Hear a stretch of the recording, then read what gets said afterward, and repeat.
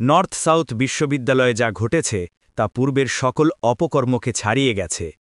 নির্ভার চিত্তে ঠোঁটে শীষ বাজাতে বাজাতে কোরআন পদপিষ্ট করার ভিডিওটি যারাই দেখেছেন সবারই নিঃশ্বাস বন্ধ হয়ে যাওয়ার কথা। ইতিমধ্যে কেউ কেউ অপূর্ব পালকে মানসিক রোগী হিসেবে চিহ্নিত করার চেষ্টা করছেন।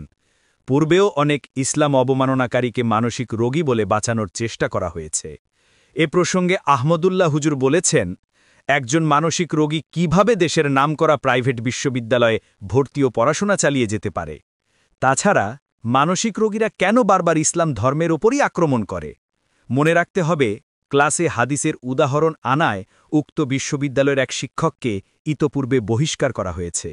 অথচ কোরআন অবমাননার ঘটনা ভাইরাল হওয়ার আগ পর্যন্ত তারা অপূর্ব পালের বিরুদ্ধে কোনো ব্যবস্থা নেয়নি। তাই বিশ্ববিদ্যালয় প্রশাসনও এই ঘটনার দায় এড়াতে পারে না। এমন কুলাঙ্গার ছাত্রকে প্রশ্রয় দেওয়ার অপরাধে তাদেরকে ক্ষমা চাইতে হবে। এদেশের অনেক বেসরকারি বিশ্ববিদ্যালয় ইসলাম বিরোধী এজেন্ডা নিয়ে কাজ করছে। ধর্মপ্রাণ মানুষের দেশে এটা কোনোভাবেই হতে দেয়া যায় না। অপূর্ব পাল যা করেছে এটা ধর্মীয় দাঙ্গা বাঁধানোর সুস্পষ্ট উস্কানি। আমরা অবিলম্বে তার দৃষ্টান্তমূলক সর্বোচ্চ শাস্তি চাই।